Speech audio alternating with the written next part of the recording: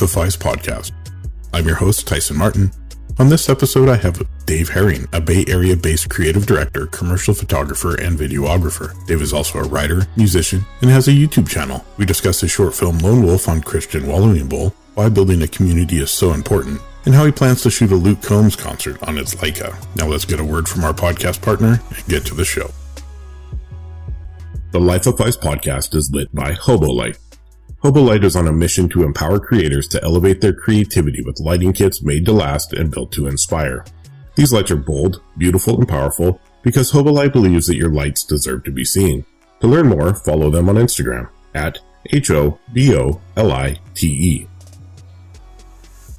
What's up, guys? I'm Dave Herring from the Bay Area of California. I found you, Dave, recently because you just did a short film, and you are Brian Atkins' favorite photographer. He let me know that on the podcast I just did with him. Oh, man, that means a lot to me. I love Brian. He's a great guy. He is. He's super talented.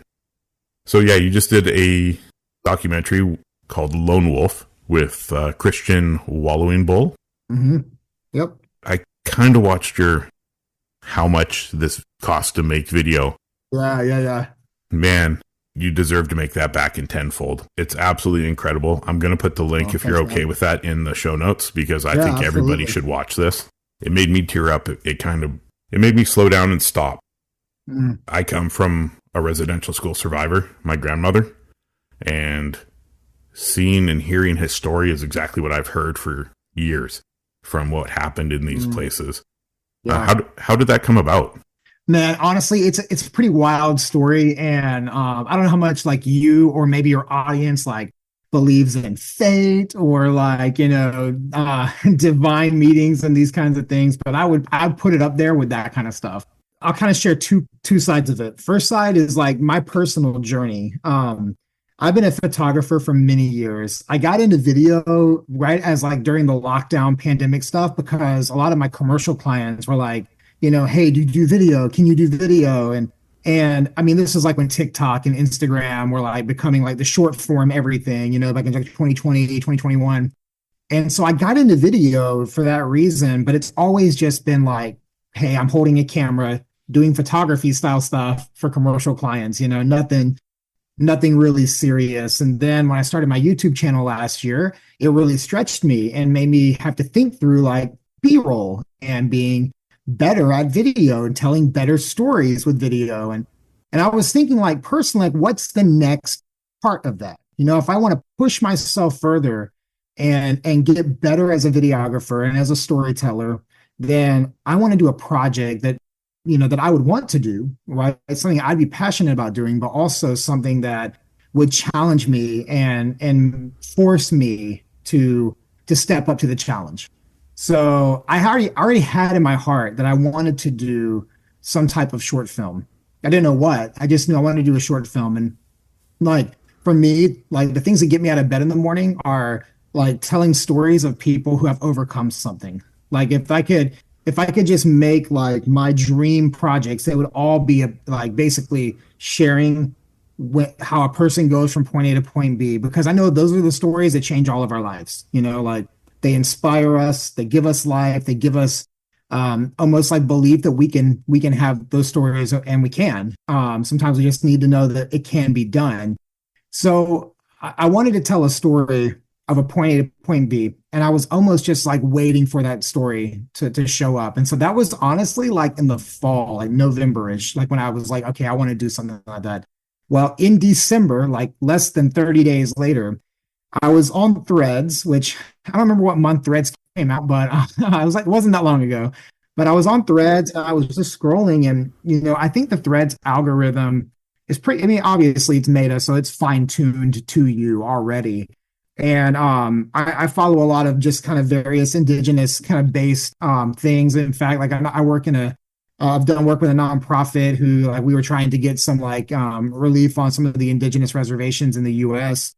And just all of a sudden, I see on my Threads feed someone or somehow this guy's name, Christian Wollowing Bull, had popped up. And, on Threads, there's a little plus button when it's a profile you don't follow. And he just had introduced himself. It was like, I'm a a Northern Arapaho singer-songwriter. He was like, had a photo of himself. And I was like, whoa. I was like, first off, and you being like having indigenous roots as well, that like it's very rare to see anybody from the reservation make it in media. Like we're seeing kind of like a new generation of that right now with movies like Killers of the Flower Moon and like Lily Gladstone. And you're starting to see some indigenous like presence in the arts, but historically there has not been anything like that. So to see sorry, Dave, we're starting to see them as heroes, not villains like they've always been portrayed in the past. Yes, and that part is so important. I did a podcast with a gentleman here in Vancouver his name's Brandon Gabriel. He's from the Kwantlen First Nation, and he is one of the most talented artists. He's a carver, he's a painter, he's an activist, and a really good, close personal friend of mine. And it's weird because I let him have his time, his 2 hours, and I was like, man, we didn't even scratch the surface. We need to come back and revisit. Yeah.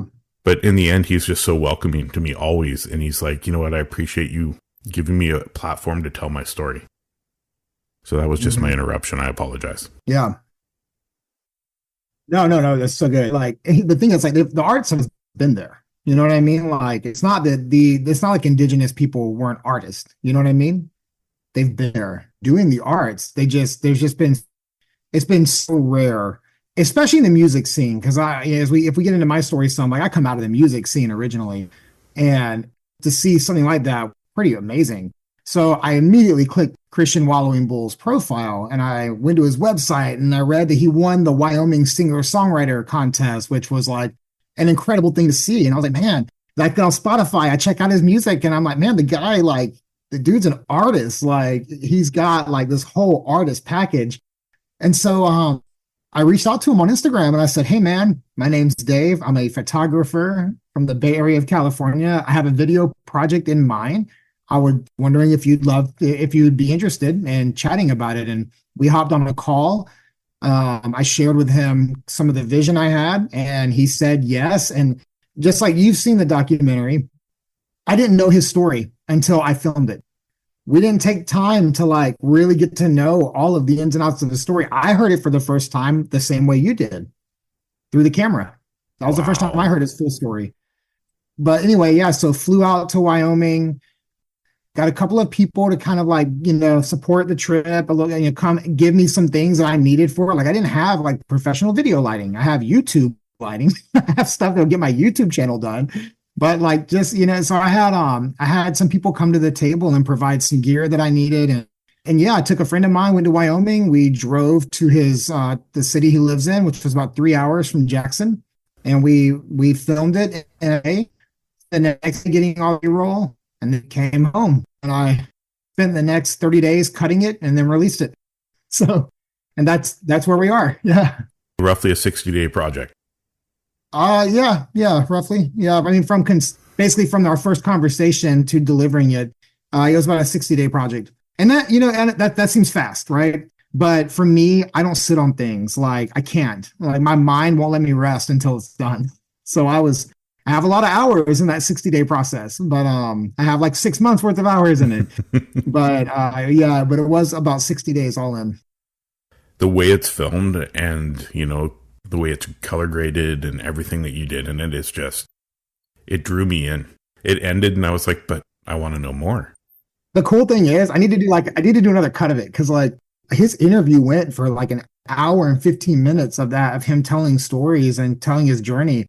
But I tried, like, I was really on a goal to trim it to under half an hour, keep it to under half an hour. Cause I just know people like, also for like film contests and competitions, film festivals, entering it into like a short film category, a short documentary category felt like the right way to go. And those are under half an hour. So my target was there, but I have another, 45 minutes of footage. I need to, maybe do another cut of it, tell the whole story. Yeah. It would be neat to just have a video of him and his stories. It's powerful. The way it was laid out, just everything. And you can see and feel the pain when he speaks about things. The way you captured it, it really embodied. I felt his pain through the screen.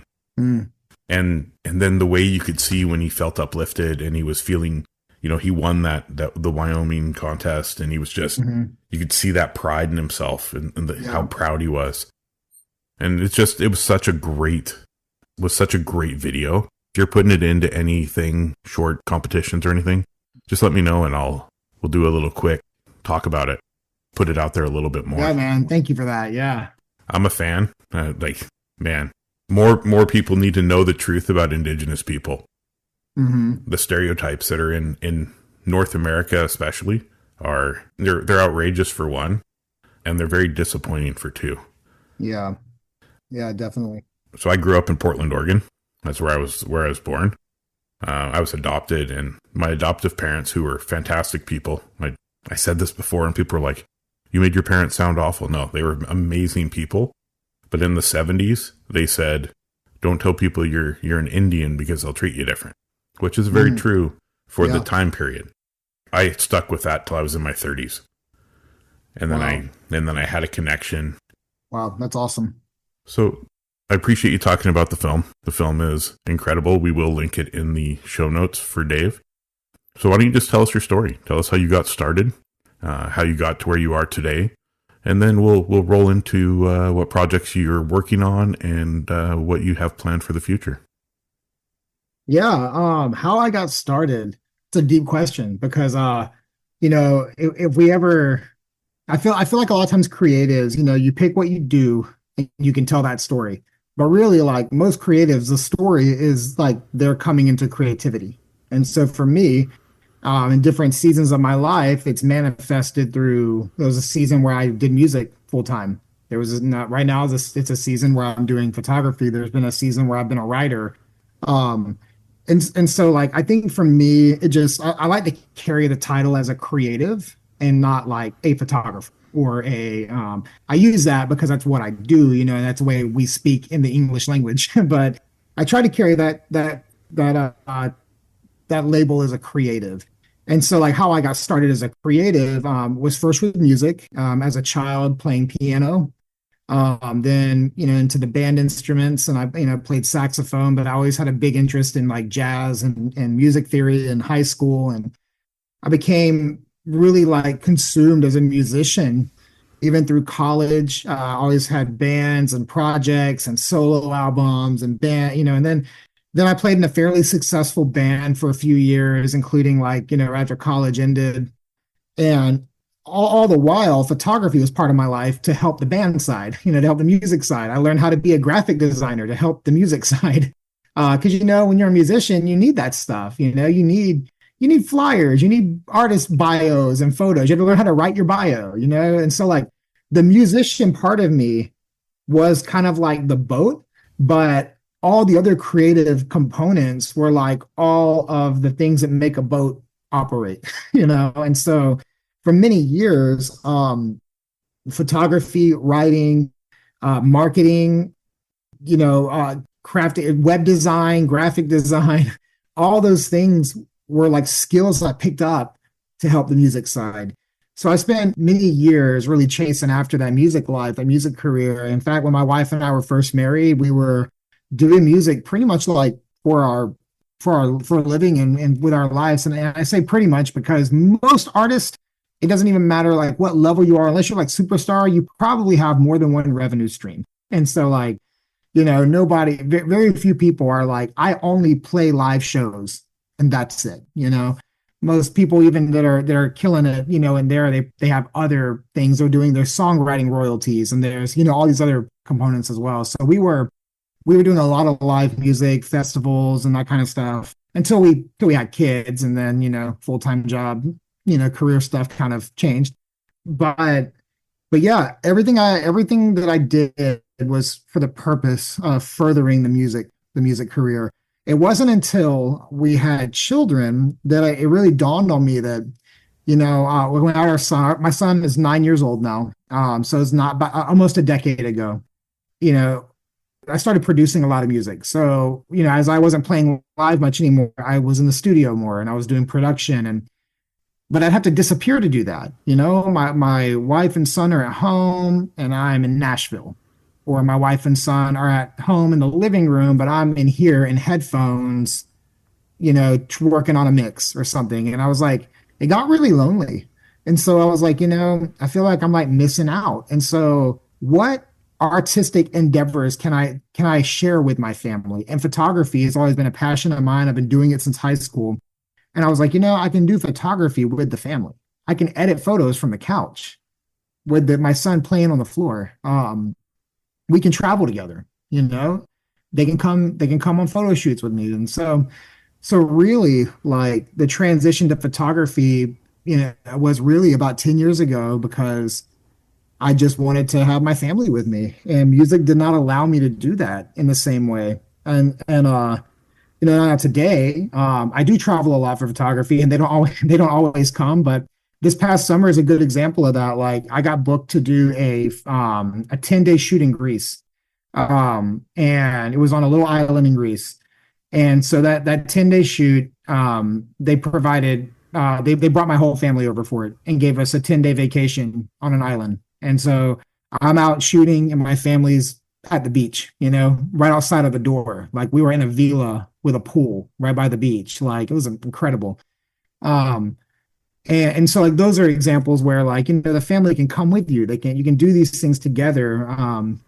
So yeah, that's kind of been like if I was at 30,000 feet without going on all the hardships of it and everything. That's just kind of been like the main points of the story. It was musician who used all these other artistic endeavors to support music, and then eventually making the transition to photography so that my family could be part of the story now. That's an amazing thing. I'm a father to 6. So oh wow, yeah, you got your hands full. My oldest is turning 30.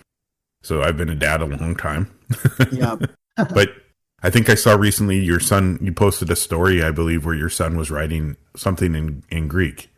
Yeah. And you were like blown away. That's super cool. Yeah. What an experience to take your family on an adventure like that. Yeah, it was wild. Yeah, it must be. It's tough when you have a lot of children to get adventures together. Oh, I'm sure. I can't even imagine. We stopped after 2. Our second one, we were like, we're done. Yeah. We're not doing this anymore. Yeah, exactly. They're amazing. They're the best part of my life. But yeah, absolutely. Now I have four that are older that are out of high school and doing their own things. Uh-huh. And then I have two left to get through school. And after that, my youngest is 10. 11. Wow. 11. 10. Somewhere. 10 or 11. So that's a great journey. I've been about 5 years in this, in photography itself, just trying to find my way. And this podcast was an idea for about 2 years. And I couldn't find the right angle, if that makes sense. Mm-hmm. Yeah. This podcast was 2 years in the making. I finally found I'd hate saying angle because it sounds like I'm being shady, but no, I get it. YouTube is the same way. Yeah. I'm unapologetically myself. And the way I look at things is I want to build a community of people, because we're all 90% of people are here we'll help people. We'll be better. They'll be willing to offer advice and move on and help uplift people. But there is people that don't want anything to do with that. They want to just always critique and be what people on Threads, where I followed you on Threads, is I believe where I first started to really look into your work, that want to be gatekeepers. They want to keep people down. So I realized I have the opportunity to build a community of like-minded people in this space, in the creative space. I also firmly believe mental health is directly affected by creativity. Yeah. So I finally took a leap, and I'm 5 episodes in, and it's been a whirlwind of it's awesome. A lot of fantastic things. I don't know if you saw tomorrow, I have pro skateboarder Steve Caballero on. That's awesome. Yeah. Wow. That's really cool. Yeah. Yeah. So let's just we'll discuss community, and then we'll discuss mental health, and then we'll get. Yeah, sure. Everybody wants to know about gear, so we'll get into gear. Awesome. Yeah. So let's talk about what your thoughts on building a positive community in the creative space. Yeah. Community is what makes a creative thrive. Like, because it gives you it gives you people and things to aspire to. It also gives you resources to connect, to take what you're doing and push it further down the road. Resources can be knowledge and other people's experiences, or it can be gear loans. It can be a lot of things. Community challenges you. Good community challenges you. Bad community, like, is well, you mentioned gatekeeping, and like that's not real community. That is the appearance of community for a selfish ambition. That's not real community. Oh, I like that. But real community, they tell you when your stuff sucks, but you can hear it because they love you, and they tell it to you so you get better, not to hurt you. And yeah, so community is exactly why creatives, I think, that are successful have good people around them, because they are made successful by the people around them. Isolation sucks, and making things in isolation it's no fun. And don't get me wrong, like I enjoy a good solo photo walk occasionally. It's kind of like, for me, you mentioned like the mental health side. Like for me, that can be therapeutic. It's quiet. But I just like, I've got a YouTube video dropping tomorrow. And it's from a trip I just went on last week where I literally drove 8 hours to meet a guy from Texas I've never met before in the desert and shoot with him for 2 days. That's super cool. Like, he's like, I'm going to be in this part of California. You want to meet up? I was like, one of my goals for this year was to say yes to as many things as possible. And unless I had like a valid excuse, I'm going to say yes. And so I said, yeah, I'll come meet you. So I drove from the Bay down to like the deepest part of the desert in California that I'd never been to. I'd never even been to this place ever. And so, but I shot with him for 2 days. And like, why? Because of community, because like this guy drove literally from Houston, Texas to California. He drove way further than I did. But like, why? Because for community. And it's not because I'm lonely, but it's because like, man, like what can I learn from this guy? Which I did. I learned a lot from him. He's a fantastic film photographer, and I would consider myself a okay film photographer. But guy's fantastic, and I just wanted to learn from him and get to hear his story too. And so yeah, community, it's everything. And again, the opposite community, isolation, destroys you. You're basically the equivalent of creative inbreeding when you isolate. You affirm yourself, you critique yourself. You affirm yourself, you critique yourself. Well, guess what? You end up miserable and making bad art when that happens. Very true. There's also the push through, and you stay around people who always undertalk you or tell you you're doing something wrong, or they offer that unsolicited advice when you're trying to find your path. But you stay there because you don't want to be isolated. Right. So I find like, I do a lot solo because I live in a town outside of Vancouver, so it's quite small. Mm-hmm. And yeah, it's the same thing. I go and take the same streets. Every photo now looks the same. Yeah. Right. So it's like, okay. And one day I'll say, oh, that's the coolest thing ever. The next day I hate it. So I understand that isolation. So that's how it goes. Yeah. So we're right now, me and a couple of friends up here are trying to create just a platform and a space, like a get-together space. Photo walk, we'll do video, we can help each other learn, but as a group, so you never have that feeling of isolation. Yeah, that's a word I haven't added into my vocabulary for photography, but I like that one. So I'm gonna keep that one, Dave. Yeah, absolutely. So mental health, we touched on it there briefly. So mental health is super important. So I was in a spiral. So I sat there with this old Nikon D3000, no clue what I was doing. I got one out of focus photo that gave me the look of the water moving, and I was hooked. I've been hooked ever since. That's awesome. COVID happened. I was off work for 3 months, shot every single day from sun up to midday. Yeah. I got my hours and I got my time in. Yeah. And I felt my mental health was peak performance. I felt great. And then obviously life happens and you work 9 to 5, you get stressed, everything goes away. And the days I didn't have my camera with me, so I take a camera every day, everywhere I go. I have a little Ricoh GR3X that I take everywhere. And I just, even if I don't shoot it, I have it there. And it's like that reminder that no matter what's happening, I have that little piece of happiness right in my pocket. Yeah. And it really helped me. And it's similar to what the podcast is doing now. The podcast and me being able to connect with creatives like you, which is cool because, next time I'm in California, hey, Dave, I'm in San Francisco. Let's hook up. Let's link up. Because it's all about, one, everybody I bring on here, I'm inspired by. I'm not just looking for, views and likes and things like that. Because those things, while they are cool and they help get you exposure, I want to hear people's story. I want to hear the true story, how they feel. Yeah. There's no gatekeeping on this podcast. It's all about just being very positive about a community. That's why I use that hashtag on everything, community over competition. And I use that because, and so what's your thoughts on mental health and your creativity? Yeah, there's this book, and it's kind of like I would call it like a spiritual guidance book. It's called Emotionally Healthy Spirituality. And in that, there's a chapter about rest. And he equates, when we think about rest, we think about just like zoning out and truly like vegging out on the couch and watching Netflix. And he makes the case that like good rest, which attributes to good mental health, is doing things that fill you up. So you were mentioning going out and shooting, from sunrise to midday every day. Well, a technician would hear that and say, that's a lot. Like you did a lot every day.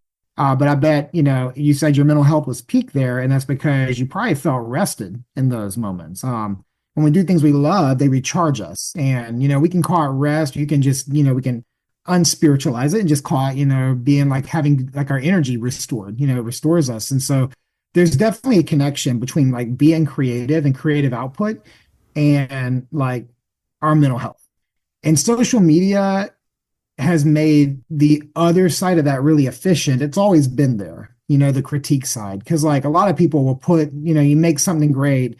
Let's say, as a photographer, you create a great image, you're really proud of it, and you put it on Instagram and it gets 22 likes from your 3,000 followers. And then you're like, I hate myself, whatever. Like, so like that's never been a problem I've had, but I know it exists. I know that that's like, a real thing that's out there. But the moment you created it, you probably felt your best, right? Now the question then becomes like, okay, how do I learn to sustain that feeling and not let critique knock me down? I think that's where a lot of the challenge in the creative world comes in with mental health. Is that we feel great when we're recharging. We feel great when we're doing creative output. When we're like, for me, like when I'm shooting, especially sunrises, those are my favorite things to shoot. For multiple reasons. Like for me, typically a sunrise is a smaller crowd. Typically it's quieter than a sunset. Typically a sunrise, it requires something more of me than sunset. So I feel like I personally worked for it more, which I have that feeling of like, hey, I worked for this. I got up at 3 a.m. I've gotten up at 3 a.m. to do sunrises in Yosemite. How far of a drive is Yosemite? It's like 3.5 hours. Wow. Maybe 4 hours if I, don't drive crazy through the mountains. But like, there's a bit of work that goes into it, and there's sacrifice and all those things though, like they make you feel good, like they make you feel like you accomplished something. Well, like that is that the same feeling you described about your mental health being like at its peak. Right. I feel like I get that whenever I'm having good creative output. But I do feel like the struggle is creatives learning how to sustain that feeling, and not let critique or lack of performance, which is really a made up word, just like the word content. God, that's like the worst word in the world, I think. Everybody is an ad agency now. Yeah. But that on the other side doesn't really help people's mental health. And so I think that there's something to be said about learning resiliency for creatives, learning how to maximize and sustain the feeling that you get from creative output, and learning to minimize the voice that tells you you're not good enough based upon the feedback you receive. A little while ago, speaking with Jonathan Pitts-Wiley, he's a very talented portrait photographer, but he also runs a theater in Rhode Island. And he said, we were talking about critique. I said the word critique, and he said, I don't really like to use the word critique, because who am I to critique somebody's artistic craft? Yeah. Because we all have a vision for what we put up.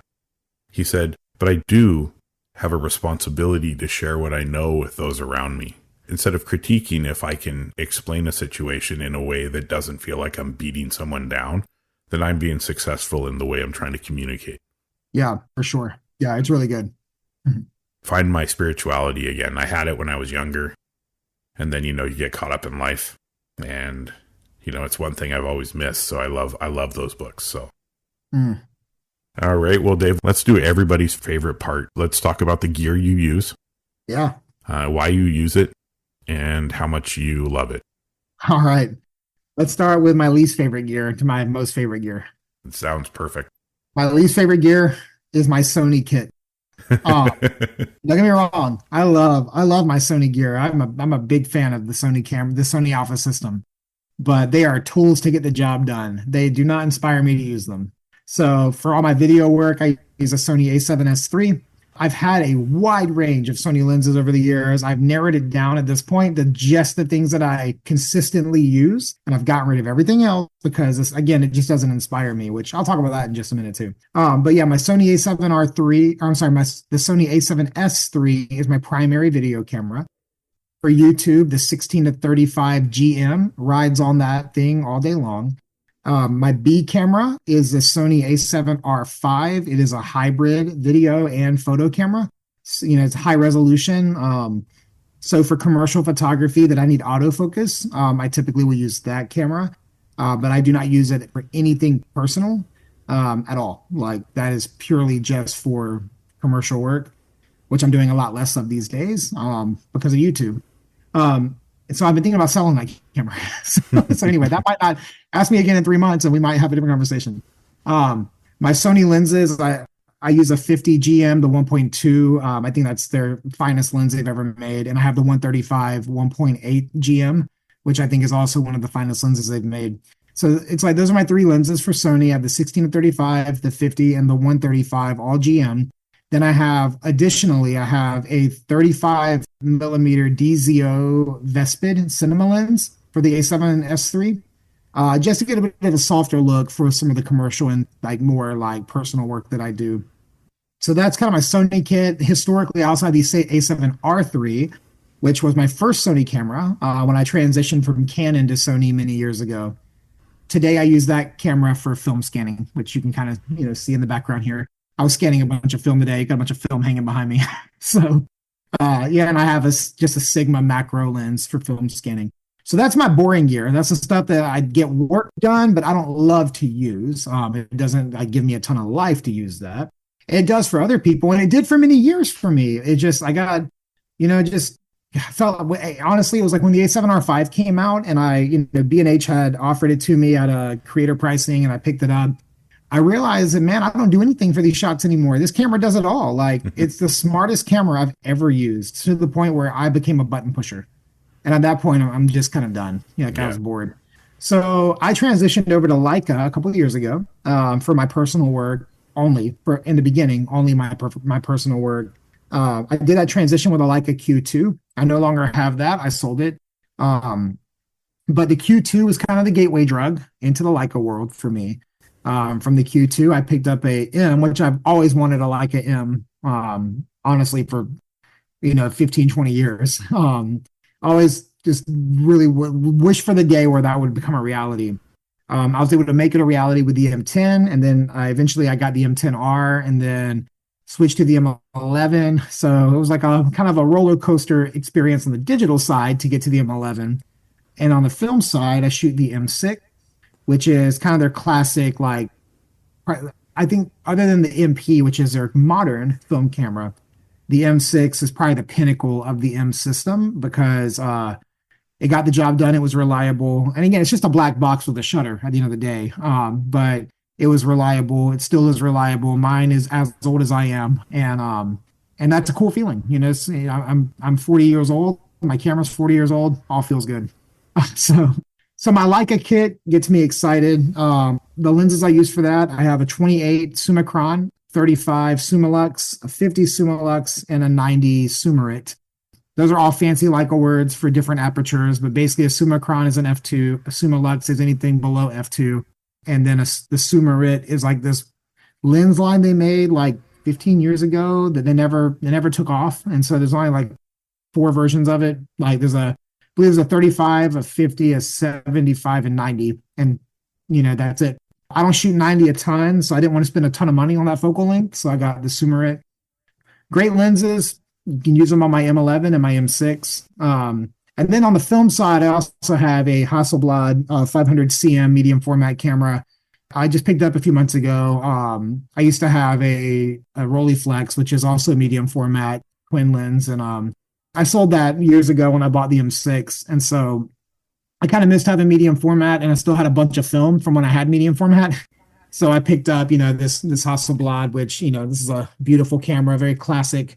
It's a camera that went to the moon, so it's kind of tried and tested. So yeah, snagged one of those, and that's my current kit. Oh yeah, great camera. I agree with the Leica. I don't understand the hate for it. I don't understand how people attack someone for owning a brand. Yeah. Yep. It doesn't make any sense to me. It's like why people get mad that I shoot Fuji. Yeah, I don't understand how people get emotional about anything that doesn't affect them. Yeah. I mean, I did the Canon and I did the Nikon Z, and I had a 5D Mark IV and a 1D Mark IV. Yeah. But those were tools, man. If I wanted to build a house, I had a hammer, right? Right. Something about the Fuji always spoke to me. Yeah. I bought an X-T3 as my first actual camera. And now I've transitioned. I've had every Fuji they've made. I've had a few as well. I have the GFX 50R. Nice. Oh, that's cool. I have the TT Artisan 90mm 1.25. Interesting lens, but I love the images out of it. That's awesome. Man. The way it renders is great. You know, there's no reason to. That camera autofocus is so slow anyway. Yeah. That who needs? Well, like there's that saying that gone back a long time. The best camera is the one you have with you.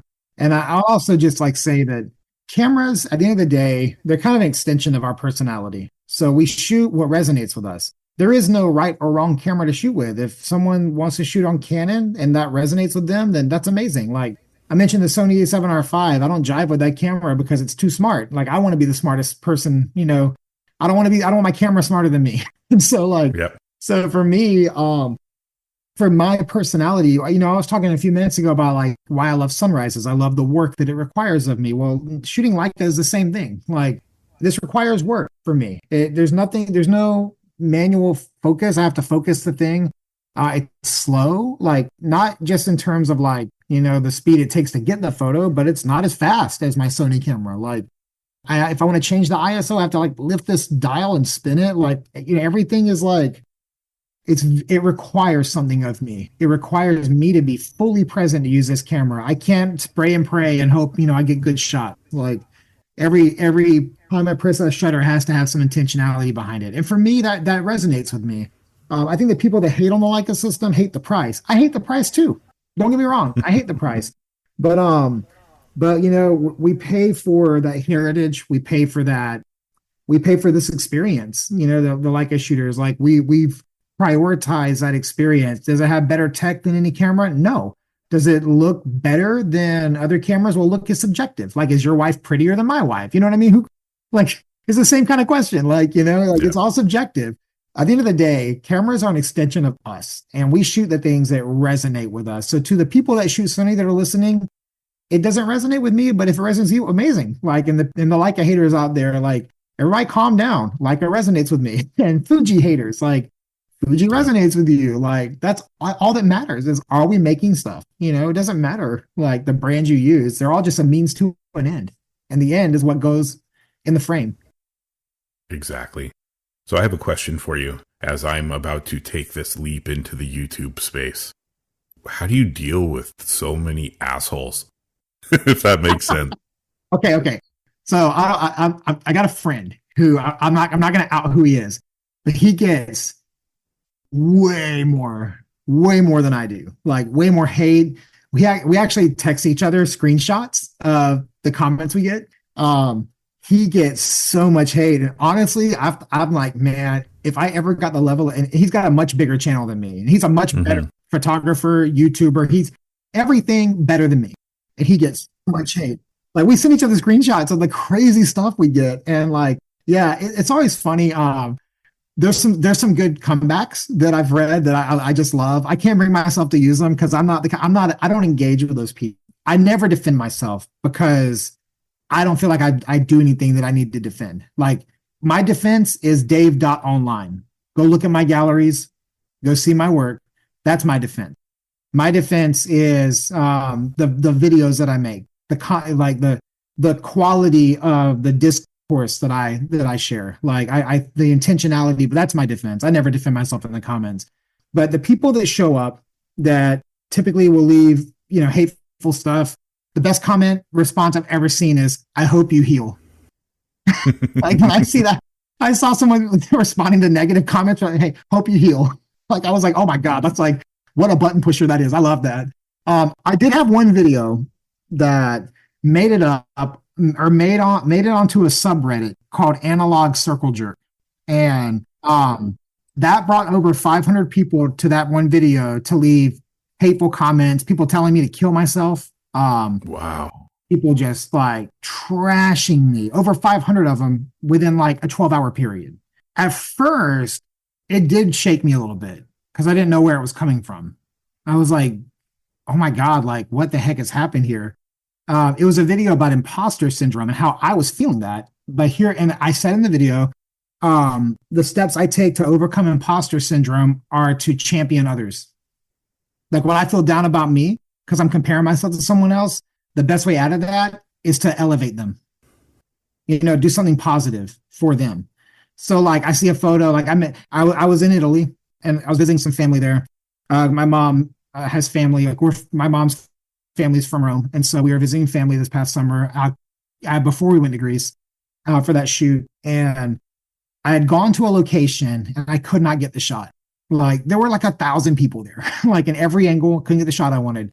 The next morning I saw somebody posted that same location from the day before and they had the shot. And I was like, oh my God, my immediate thing was like, I wish I was in a position where I could have gotten that. I was comparing and I was making excuses. I was like, I couldn't get it because I have my family with me. Like, I've got the kids. I can't like think about like sitting here for 7 hours to get this shot, and so then I was like, okay, I'm feeling like, man, I like this guy, he's a real photographer because he'll wait it out and I'm not. And, and so I'm like, I'm processing this in my head.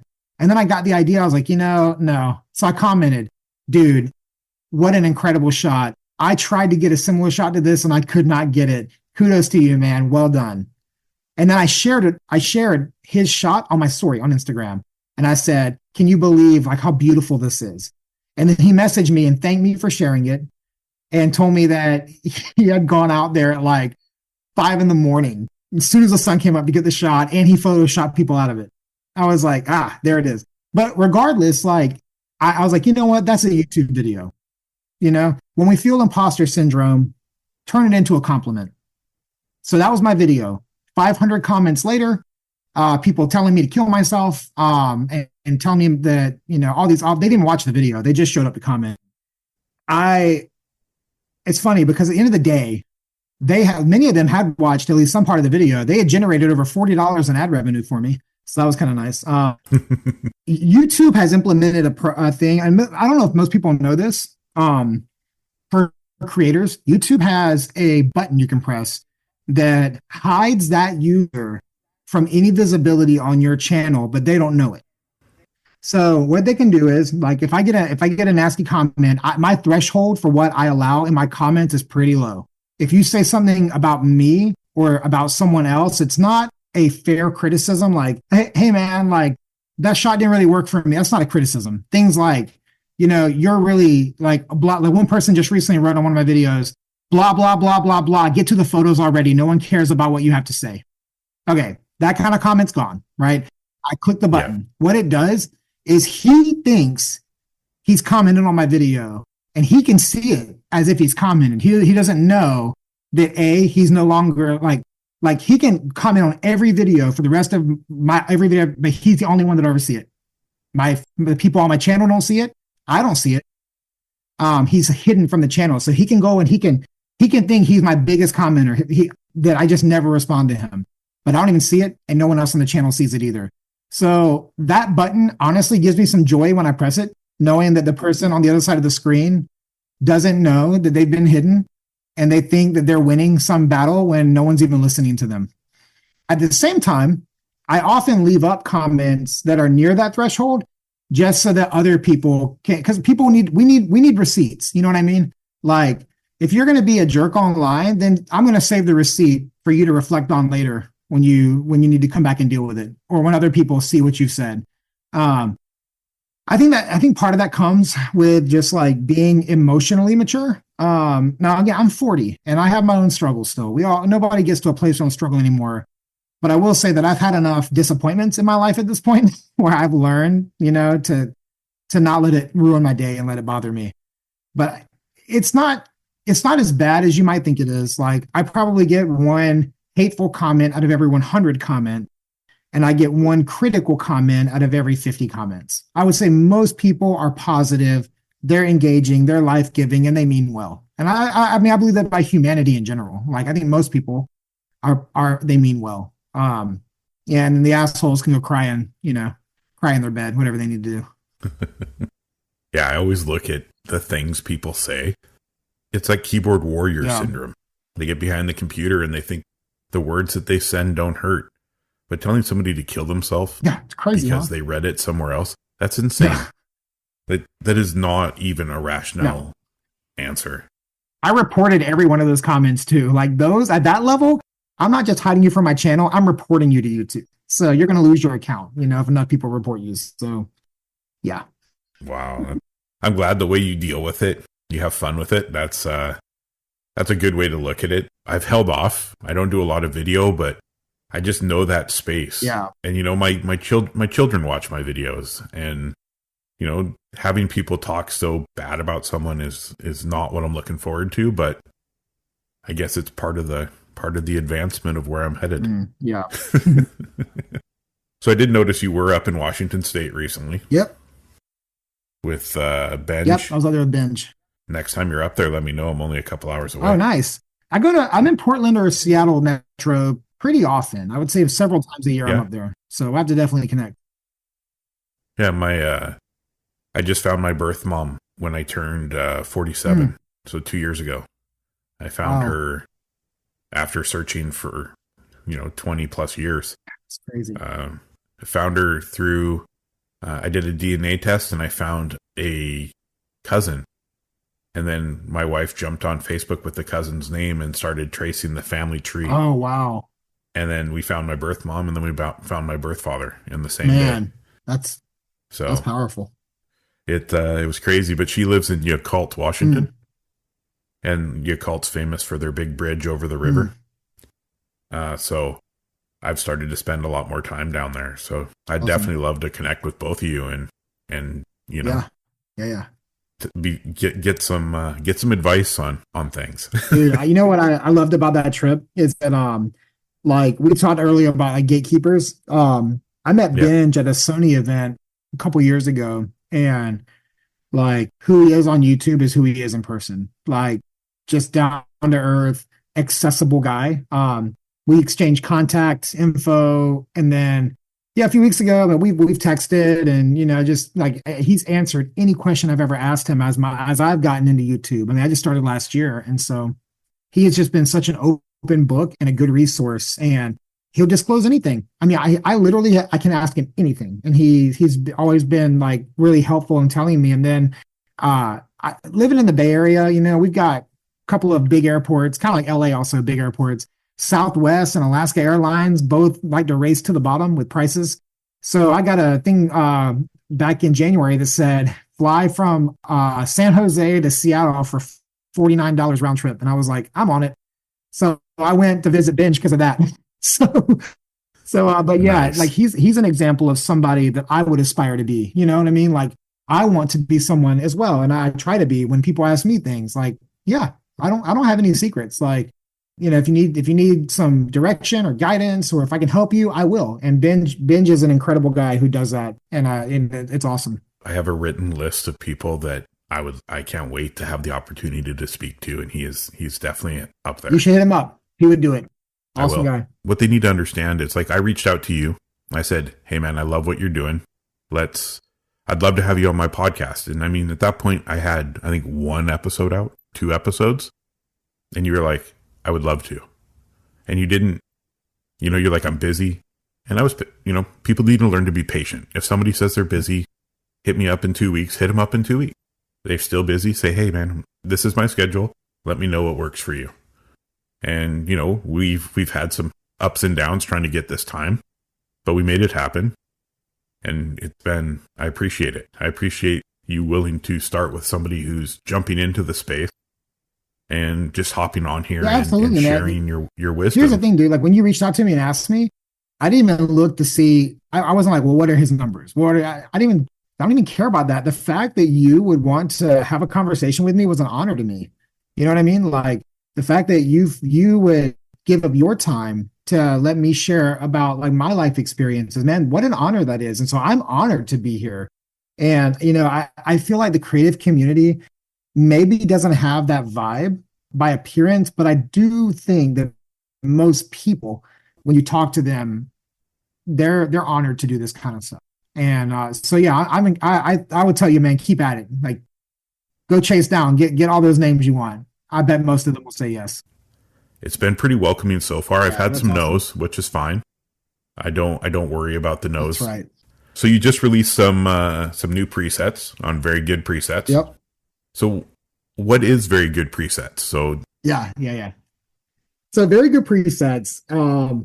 Whenever I started my YouTube channel last January, I hit 1,000 subs. Started with nothing, hit 1,000 subs around April, and I kind of had it in my mind like, hey, when I get to 1,000 subs, I'm going to put some tools out there that have benefited me. At the time, I had made this like Portra 400 style preset I've used for years. And I get asked about it all the time. Is that digital or is that film? Is that digital? I've been asked that since like 2018. Because I shoot, both film and digital. But when it's digital and people ask me if it's film or digital, I'm always like, ha, I gotcha, So I was like, I'm going to sell that preset. I'm going to see if there's a market for that preset. And the preset market is so saturated. So I kind of took my idea was that, I don't want to make something that's centered around my name. So, and also I'm a big fan of Parks and Rec, right? So Ron Swanson at the end of the series, he makes Very Good Building Company, which is like so perfect for his character. I have in another, not in this room, but in my other office, I have a, which is like in downtown San Jose. I have a Ron Swanson little like mini pop. And because I feel like I identify a lot with his personality. So I was like, I'm going to call it Very Good Preset, because that's just, to me, that's a funny name. And so, but it's also like really on the nose. Like, I want my presets to be very good. But I also want to collaborate with people. So I don't want it to be daveherring.com or anything like that. So I launched Very Good Presets with the Portra 400 preset that I had been using for years. And I made a YouTube video where I walked around downtown SF, took photos with my Leica, and they're all the preset, and they look like film. And next thing you know, I had 4 figures in sales like within a week. And so I was like, oh my God, wow. Like, this is how I can make this channel work. And I've developed several more since that. I only release one every few months, but coming in, or at least in 2023, and now in 2024, I've got a monthly release through May. And then, we'll see how the rest of the year looks after May, but I've got one a month through May with some collaborations that are really special and so on.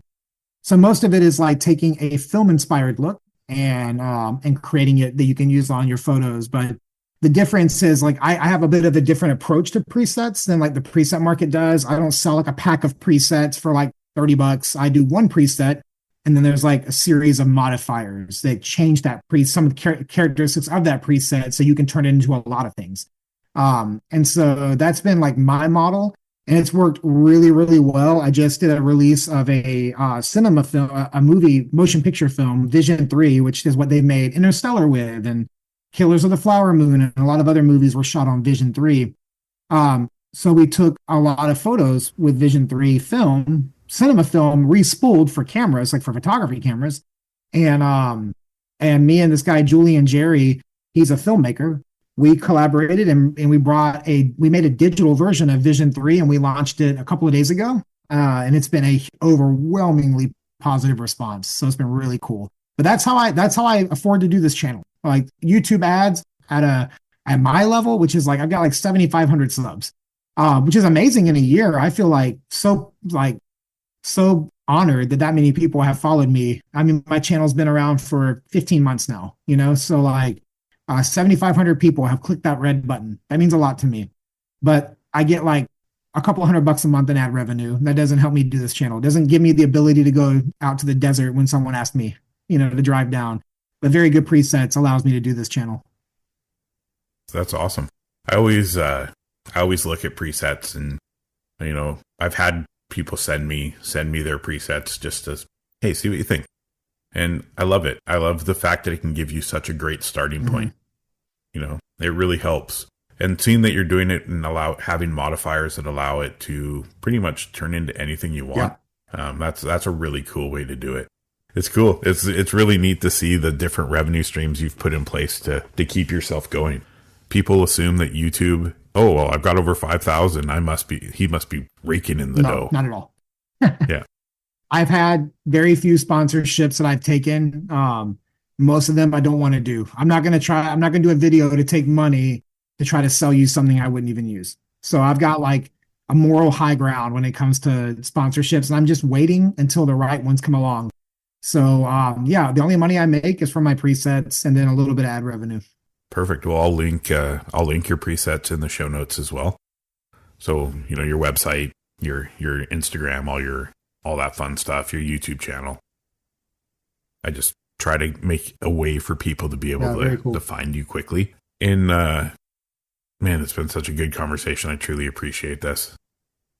It's endless. Like, I look at your photos and I look at the style you shoot. You go to some amazing locations. How do you spend a lot of time and just plan your shoots? Do you know what you're looking for when you get there? Or do you just do it randomly? Like, okay, I want to go to this area, and I'm just going to go and see what happens. Yeah, I typically have a hero that I'm shooting that I plan for, and then find a ton of stuff on the way. So like, I'll go somewhere with the hero shot kind of predetermined in my head what I want to do. But like, I always come home with way more than the hero shot, and it's all stuff that I stumbled upon. During the pandemic, I was shooting for the National Park Trust, which is like a nonprofit that funds national park or helps raise money for the national parks.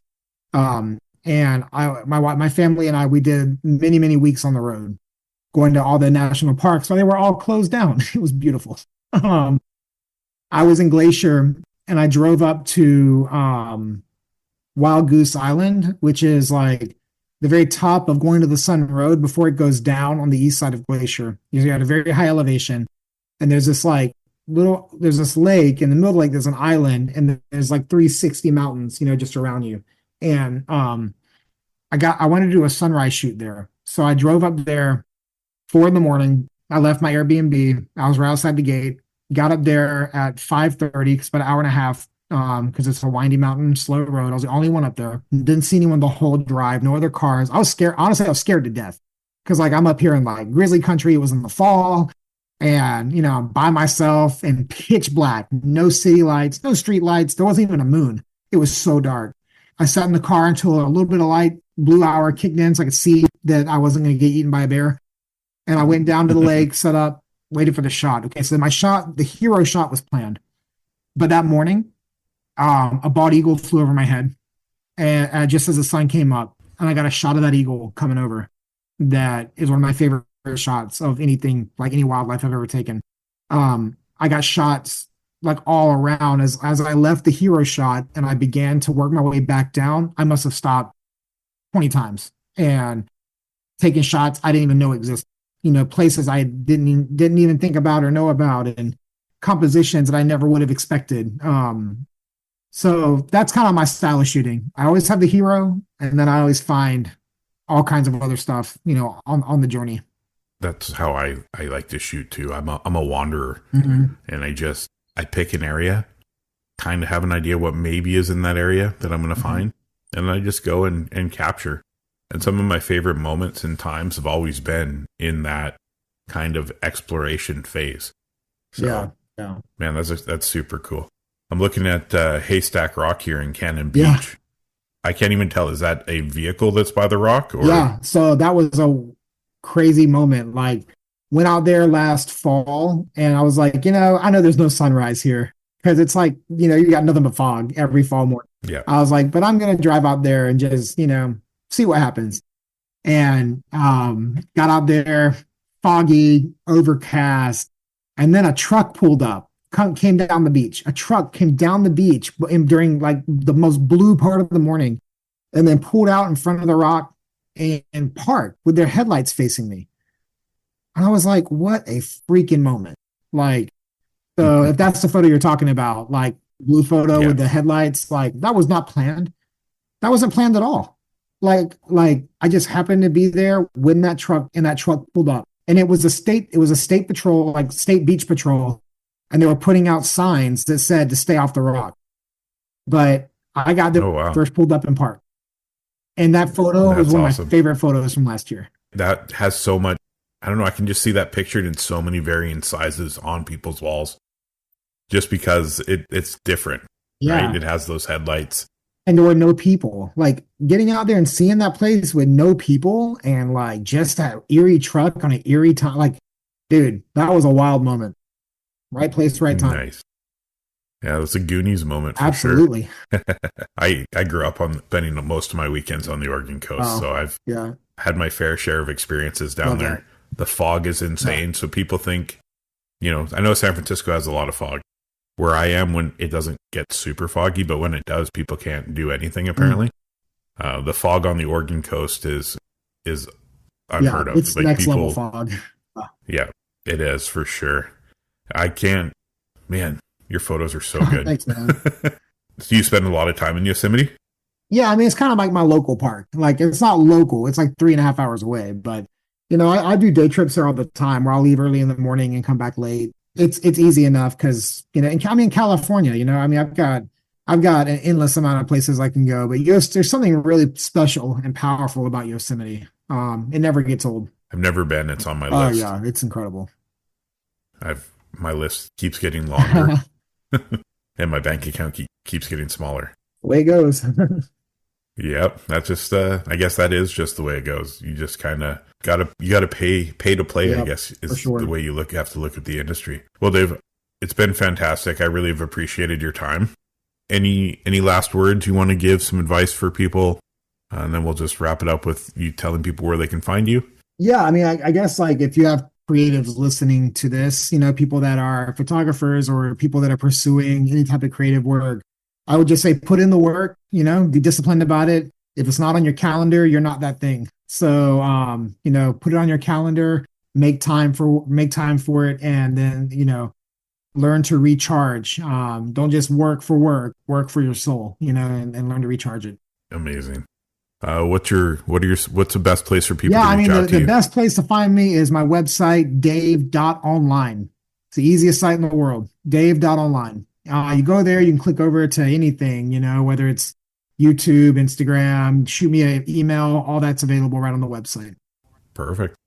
Well, again, Dave, I appreciate your time. I appreciate you welcoming me into your vision, and I look forward to keeping in contact and having a follow-up. Yeah, same. Do you have any projects coming out that people need to know about? I don't know if we touched on that. Oh, yeah. Nothing really major. I'm just, I'm trying to say yes to as many things as possible. So if you follow me on, I'm not posting on Instagram a ton, but I keep my website current.